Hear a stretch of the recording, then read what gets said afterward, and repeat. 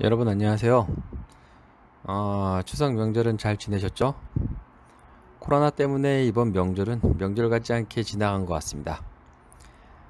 명절 같이 보내신 분도 많이 계시겠지만 저도 이번 명절은 명절 전에 부모님 잠깐 찾아뵙고 명절에는 가족과 함께 인근 캠핑장에서 2박 3일 동안 여유를 즐기다 왔습니다.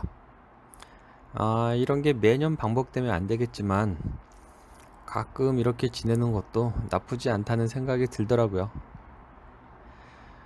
그럼 수업을 시작해 보도록 하겠습니다. 지난 시간까지 경영혁신과 ERP, 인적 자원 확보까지 공부를 했습니다. 이번 시간에는 인적 자원 개발에 대해 공부해 보도록 하겠습니다. 먼저 인적 자원 개발의 개요부터 살펴볼 건데요. 참고로 교재에는 따로 개요라고 나와 있지는 않습니다. 먼저 이 개요 부분은 이제 크게 세 가지로 나눠서 이제 개요를 설명을 할 거고요.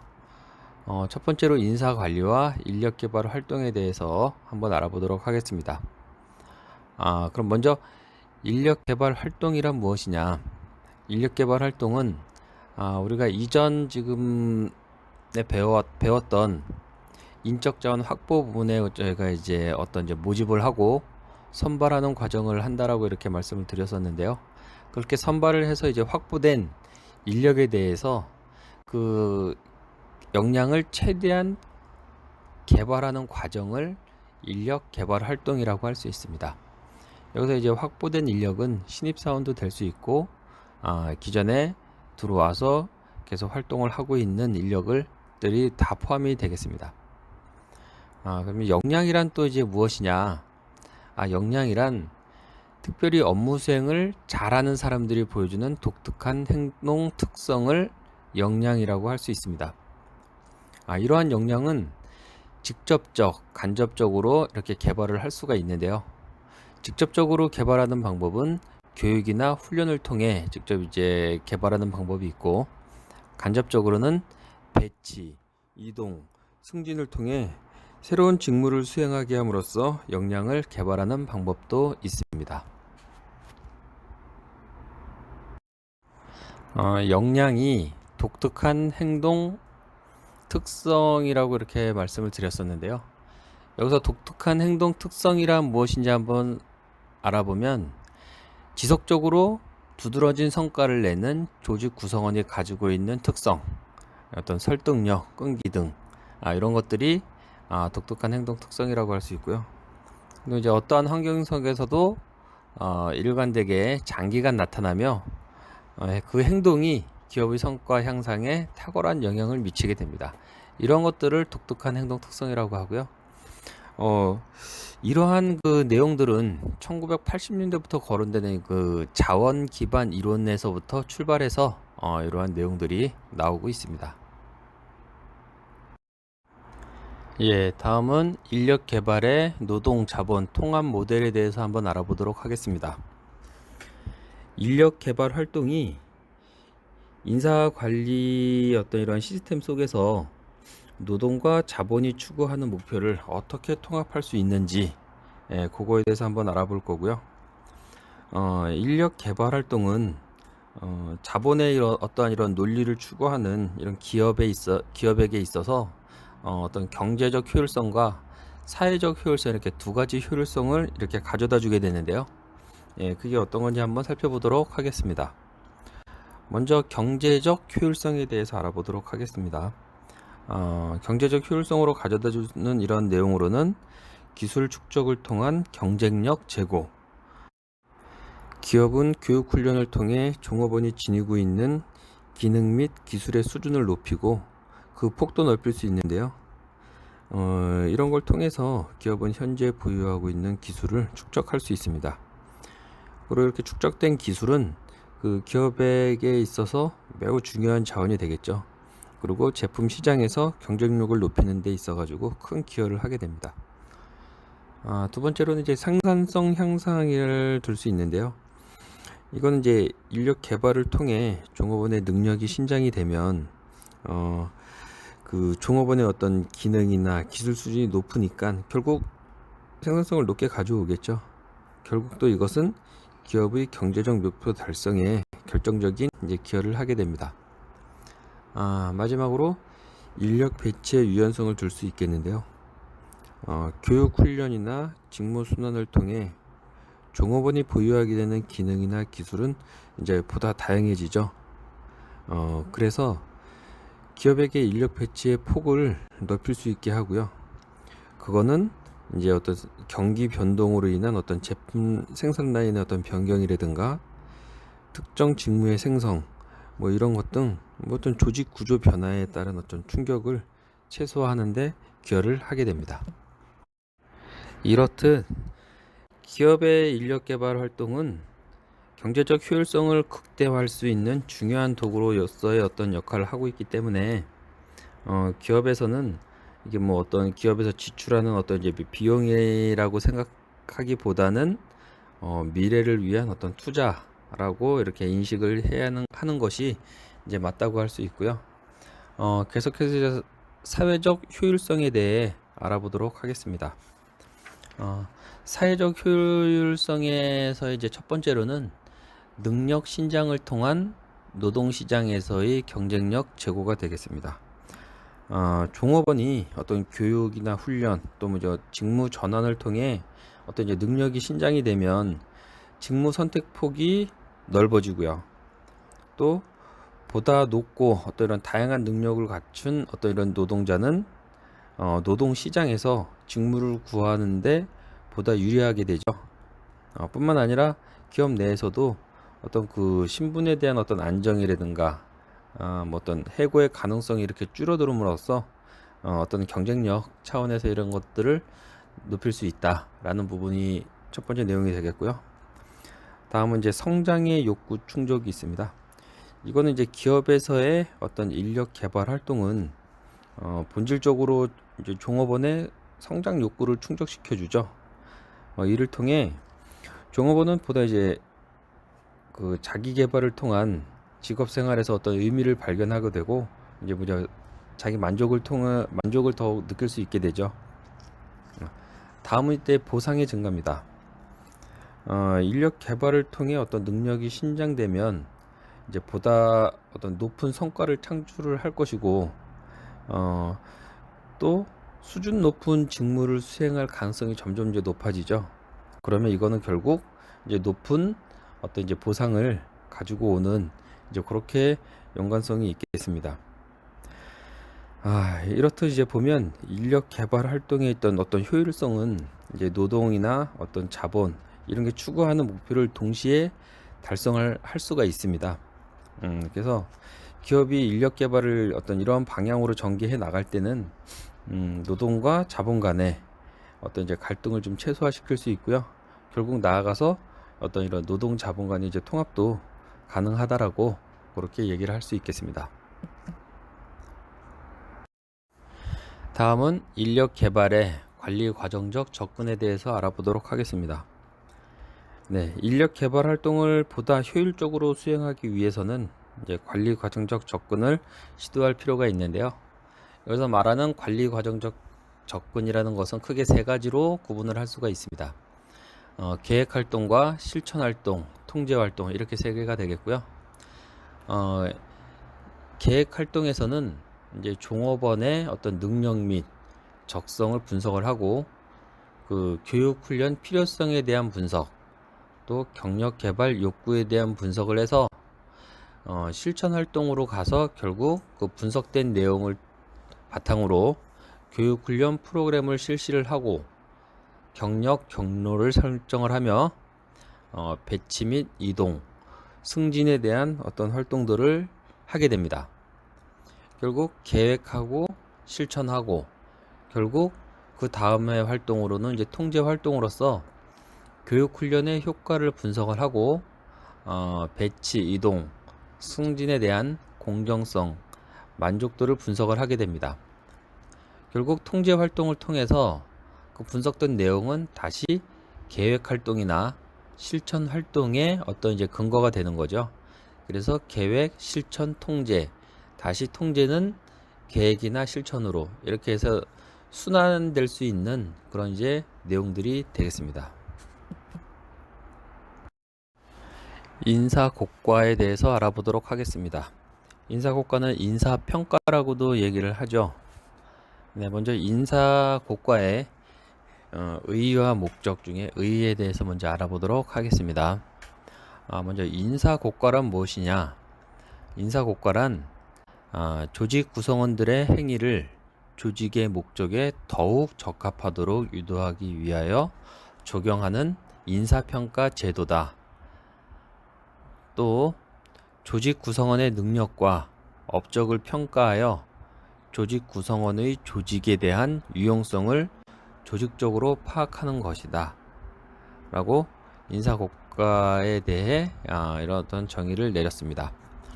전통적인 관점에서 인사고과를 봤을 때는 과거 실적에 대한 어떤 차별적 보상 기준에 대한 어떤 자료로서 인사고과를 실시를 했고요. 그거에 대한 예로는 어떤 이제 그 인사고과 자료를 기준으로 보너스를 지급하거나 승진의 결정 등 어떤 이런 것들에 대한 기초 자료로서 사용한 게 인사고과가 되겠고요. 이제 현대로 넘어와서 현대적인 관점에서 봤을 때는 이제 적극적인 능력 개발과 어떤 동기를 부여하기 위해서 어떤 인사고과 제도를 활용을 하고요. 또한 종업원의 어떤 개발, 어떤 이제 적재적소의 직무 배치를 하기 위한 어떤 그러한 근거 자료로서 사용을 하게 되겠습니다. 전통적일 때의 어떤 인사고과와 현대적일 때 인사고과에 대한 어떤 내용이 약간 차이가 있죠. 인사평가에 대한 최초 기록은 중국 위나라 때 황족에 대한 어떤 행동에 대한 평가를 한 기록이 있습니다. 이게 이제 최초 기록이 될 것 같고요. 또 중국 당나라 때는 이제 어떤 공무원들을 등용할 때 신원서판이라는 기준을 적용하기도 했다고 합니다. 즉 이 내용이 뭐냐면 공무원이 어떤 신체가 건강한지, 또 어떤 말이 논리적인지, 지식이 충분한지, 그리고 판단력 내지 지혜가 있는지 이런 거를 어떻게 평가했다는 이런 어떤 자료가 있습니다. 서양의 경우를 봤을 때는 카톨릭의 한 수도단체인 예수회에서 성직자에게 특별히 임무를 부여할 때 그 예수회가 가지고 있는 준칙을 기준으로 이들을 평가했다고 합니다. 그리고 이런 평가 시스템은 또 이 예수회 단체의 창시자인 그 이냐시오 로욜라라고 하는 어떤 누구에서 이제 만들어졌다고 이런 이제 기록이 있고요. 이제 실제 이제 기업 조직에서 종업원에 대한 이제 평가로 이제 사용된 거는 이제 로버트 오웬이 스코틀랜드의 한 방적 회사에서 이제 도입해서 이제 성과를 냈다라고 이렇게 기록이 되어 있습니다. 그 도입했던 거는 어떤 성과 수첩과 성과 표지판 이런 것들을 활용을 해서 그 성과 수첩에 자기의 업적을 매일 기록하고 또 작업장에 비치한 성과 표지판에 어떤 이제 어떤 색깔별로 성과를 이렇게 표시한 게 이제 최초의 시작이라고 할 수 있겠습니다. 인사고과의 목적에 대해 알아보겠습니다. 인사고과를 실시한 후에 나온 어떤 그런 인사 정보 자료는 그 인사 관리를 하는 데 있어 전반적으로 모든 그 어떤 내용의 기초 자료로 활용을 하게 됩니다. 그걸 바탕으로 해서 인사고과의 주요 목적을 알아보면 첫 번째로는 고용 관리의 합리화. 고용 관리에 있어서는 크게 인력 확보 차원과 인력 유지 차원으로 이렇게 나눠서 생각을 할 수가 있고요. 일단 기업이 인력을 확보하기 위해서는 어떤 수요와 공급 예측을 이렇게 해야 되는데요. 일단 종업원의 능력을 평가하는 어떤 이런 인사평가를 통해 그 보유 인력에 대한 질적 수준을 이제 판단하는 기준이 되겠고요. 그다음에 인력을 유지하는 데 있어서는 어떤 종업원의 어떤 이 정신적인 측면, 예를 들면 어떤 종업원의 사기나 기업 조직에 대한 어떤 그 조직 커미트먼트, 뭐 말하자면 이제 애사심 등 뭐 이런 것들에 대한 정보는 그 인력 유지를 위한 어떤 이제 중요한 그 정보가 되겠죠. 예, 그 다음에 이제 두 번째로 보면 그 교육 훈련 및 능력 개발의 촉진. 예, 요 내용이 이제 두 번째 목적이 되겠는데요. 어떤 우리가 이전에 개요에서 잠깐 다뤘었는데 인력 개발을 위한 직접적인 방법으로 이제 교육과 훈련을 통해서 이제 한다라고 말씀을 드렸었고요. 그 직접적인 어떤 그런 방법인 이제 교육 훈련을 이렇게 프로그램을 도입할 때 지금 현재 교육 훈련에 참가하고자 하는 그 참가자에 대한 어떤 그 능력, 뭐 잠재 능력, 뭐 이런 것들을 좀 알고 있으면 교육 훈련 어떤 내용 및 효과를 결정하는데 중요한 자료가 되겠죠. 또 이제 간접적인 방법으로는 이제 뭐 배치 이동 이런 거가 있을 수 있다고 얘기했었는데 마찬가지로 그 인사평가 자료가 있다라고 하면 그 배치나 이동 이런 걸 결정할 때 그 기준이 될 수 있겠습니다. 또 특히 이제 뭐 승진 같은 경우는 인사평가 자료가 그 의사결정의 이제 결정적인 어떤 이제 기준이 되는데요.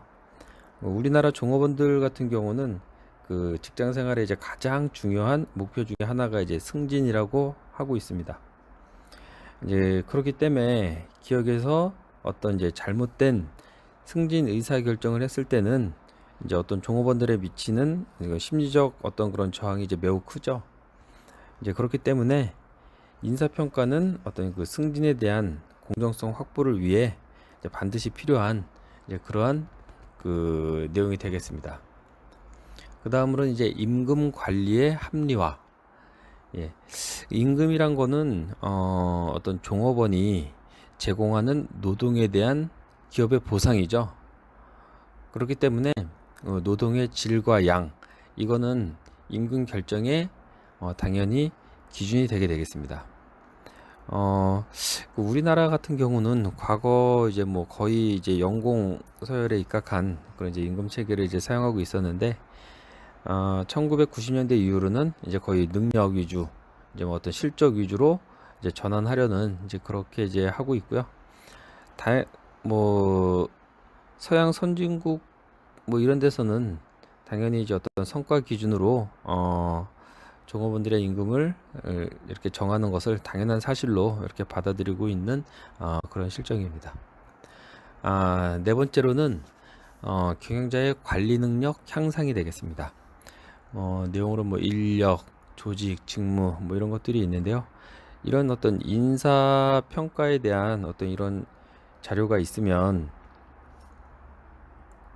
그 어떤 특정 어떤 직무를 담당하고 있거나 종업원의 어떤 성과가 낮거나 어떤 이런 원인에 대해서 이게 직무 어떤 구조의 문제일 수도 있고 환경의 문제일 수도 있고 뭐 이런 것들이 있기 때문에 그 성과표를 보고 이거는 어떤 교육 훈련을 통해서 해야 되는 게 나을지 아니면 직무를 재설계하는 게 바람직할지 이런 것들을 판단하고 그거에 대한 어떤 이제 관리를 할 수 있기 때문에 경영자의 관리 능력 향상을 위해서도 반드시 필요한 부분이다 라고 얘기를 할 수 있습니다. 마지막으로 기타 인사관리의 합리화, 인력 방출에 대한 내용이고요. 기업이 과잉 인력을 보유하고 있을 때는 감축이 불가피하죠. 누군가를 방출시켜야 할 것인가에 대한 의사결정을 하는 데 있어서 중요한 기준을 제공을 하는 게 또 인사평가 자료가 되겠습니다. 인사고과 방법에 대해 알아보겠습니다. 인사고과 방법에는 교재에는 크게 6가지로 나와 있고요. 그 하나하나 살펴보도록 하겠습니다. 먼저 중요사실기록법입니다. 중요사실기록법은 기업 목표 달성에 크게 영향을 미치는 중요한 사실들을 중점적으로 기록하고 검토하여 종업원의 직무 태도와 업무 수행 능력을 개선하도록 하는 방법이다 라고 나옵니다. 여기서 그 어떤 그 행동 내지 업적을 이제 이렇게 기록한다라고 나와 있는데요. 그 여기서 이제 어떤 업적이나 행동이라는 거는 작업 조직 내에 어떤 이제 어떤 긍정적이든 부정적이든 어떤 거든 이렇게 다 기록을 하는 걸 얘기하는 거고요. 특히 이제 이 기법은 그 몇 가지 이제 알아둬야 될 게, 타당도 측면에서는 중요한 정보를 제공하기가 좀 어려운 부분이 있습니다. 예를 들면 어떤 교육 훈련 어떤 그 결과를 가지고 인사평가에 어떤 활용을 하겠다라고 했을 때는 그 평가 기간에 특히 그 교육 훈련을 받고 있는 그 기간 동안에 어떠한 돌출적인 행동을 해서 긍정적이든 부정적이든 어떤 그런 업적이 나오지 않는 이상은 평가가 좋지 않게 나오겠죠. 그렇다고 그 사람이 그때만 그런 건지 계속 그런 건지에 대한 거는 확실히 그 기간만으로는 측정을 하는 게 지금 별로 의미가 없다라고 할 수가 있습니다. 그래서 타당도 측면에서는 이제 중요하게 정보를 제공하기는 어렵다라고 얘기할 수 있고요. 신뢰성 측면에서는 기록된 중요한 사건, 어떤 이제 뭐 업적, 뭐 이제 그 자체에 대한 그 기록을 그 어떤 조직에서는 이미 다 알고 있기 때문에 평가자의 어떤 주관이나 편견 이런 게 개입될 소지가 적다라고 판단을 하기 때문에 그렇고요. 또한 이 방법을 활용해서 어떤 피평가자들에 대한 어떤 우열을 가려야 한다, 비교해서 우열을 가려야 한다라고 했을 때는 또 판단하기가 어렵겠죠. 왜냐하면 그 어떤 특정 어떤 그 업적이라든가 어떤 그 사건에 대한 부분들이 그 서로 어떤 우열을 가리기 어려운, 유사성이 별로 없는 그런 경우에는 평가를 하기 어렵기 때문에 그렇습니다. 그래서 결국 이 내용을 가지고는 그 어떤 승진이나 인센티브, 뭐 임금, 뭐 이런 것들이 직접적으로 이렇게 그걸 가지고 판단할 때는 약간 요 내용을 수용할 가능성은 좀 낮겠죠. 낮다라고 판단하고요. 하지만 이제 요 그 사용하는 이 방법 자체가 그 사용하는 게 그렇게 어렵지 않고, 또 이제 어떤 비용에 대한 부분도 그렇게 많이 발생하지 않기 때문에 실제 실용성은 높다라고 그렇게 말을 할 수가 있겠습니다. 다음은 자기신고법입니다. 자기신고법은 종업원이 스스로 자기 능력과 원하는 직무, 직무 환경, 교육 훈련 등을 기술하여 정기적으로 보고하는 것을 자기신고법이라고 할 수 있습니다. 면접법은 종업원과의 면접을 통해서 종업원의 업무 수행 능력과 가능성을 찾아내어 직무를 개선하고 종업원을 관리하는 방법이 되겠습니다. 인사고과 방법에 대해 계속 알아보겠습니다. 다음은 목표관리법입니다. 목표관리법은 종업원과 상사가 협의하여 작업 목표량을 결정하고 성과도 같이 측정하는 것을 말합니다. 이 관리법을 사용할 때 종업원은 의사결정 참여 기회를 확보할 수 있고, 상사는 직원에 대한 지원 기회를 확보할 수 있는 그러한 특징이 있습니다. 이러한 관리 기법은 1960년대부터 어떤 인사평가 기법으로 이제 정착이 되기 시작했고요. 이 관리법을 실천하는 단계는 3단계로 해서 이렇게 실천을 하는데요. 일단 1단계는 부하가 차기 년도에 달성할 목표를 설정을 하고 이를 상사와 협의하여 이제 목표를 확정을 짓는 게 1단계가 되겠습니다. 근데 이제 보면 협의 과정에서 합의가 안 될 수도 있겠죠. 이제 그럴 때는 시간이 좀 지나더라도 서로 어떤 그 목표에 대한 타당성이나 어떤 논리성을 이렇게 가지고 입증을 해서 어쨌든 결국은 합의에 도달하도록 해서 하는 것이 이제 1단계가 되겠고요. 자, 2단계는 이제 그 설정된 목표를 달성하기 위해 이제 업무를 수행하는 게 2단계가 되겠습니다.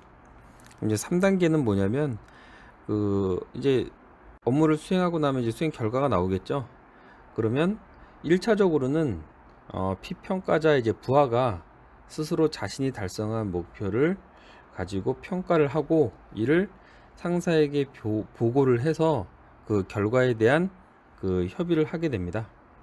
그래서 이제 평가 결과에 대해서 이제 상사가 동의를 하면 이제 아무런 문제가 없는 거고요. 만약 이의를 제기한다라고 했을 때는 부하는 자기 그 달성한 그 내용에 대해서 어떤 이제 구체적인 사실이나 이런 거를 이제 증명을 해야 되겠죠. 그래서 그 목표 달성에 대한 부분을 이제 상사하고 합의하게 되면 이제 요 평가 활동에 대한 게 이제 끝나게 되는 거죠. 이 목표 관리법은 평가 내용이 어떤 그 성과에만 이제 어떤 국한이 되기 때문에 임금에 대한 어떤 의사 결정에 타당성이 매우 높다라고 할 수가 있습니다.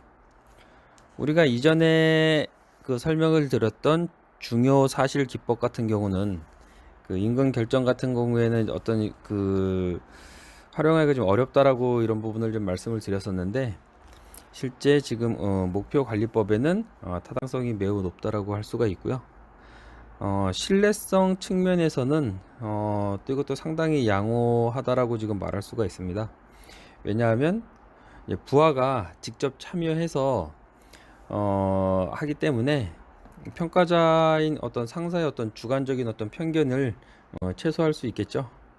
근데 이제 단점이 있다라고 하면 그 평가자와 피평가자가 어떤 담합을 한다라고 했을 때는 그 이거에 대한 부분들이 그 신뢰성을 가질 수 없게 됩니다. 예, 뭐 담합 행위가 이런 데서도 일어날 수 있다라는 거를 할 수 있고요. 그래서 이런 담합 행위를 최소화하기 위해서는 어떤 이제 그 목표 설정에 대해서 그 위에 그 CEO나 어떤 이런 임원들이 그 각각의 평가 항목들에 대한 어떤 가중치를 미리 정해 놓고 또 나머지 그 남는 부분에 대해서만 그 상사가 나머지 가중치를 가지고 평가를 할 수 있게끔 이런 방법이 약간 이제 담합 행위를 최소화할 수 있는 방법이 될 수 있다라고 이렇게 제시가 되어 있고요. 그리고 이제 어떤 이 평가 결과에 대한 수용성 역시 이거는 좀 양호하다. 마찬가지로 그 피평가자가 이제 참여를 했기 때문에 그 이 내용에 대해서는 서로 뭐 의견이 있을 수가 없겠죠. 실용성 측면에서 볼 때 목표 관리법은 비용이 많이 듭니다. 즉 목표 달성 과정과 목표 달성에 대한 어떤 평가 과정이 짧게는 일주일, 뭐 길게는 2에서 3개월 이렇게 소요되기도 하기 때문에 비용이 많이 들고요. 사무직종 같은 그 성과 개념이 명확하지 않은 곳에서는 목표 설정에 많은 어려움이 존재하기도 합니다. 다음은 균형 성과표입니다. 이 균형 성과표는 전략을 수행하기 위해 구체적인 계획을 설정하여 통제하기 위한 경영 관리 시스템이라고 할 수 있습니다.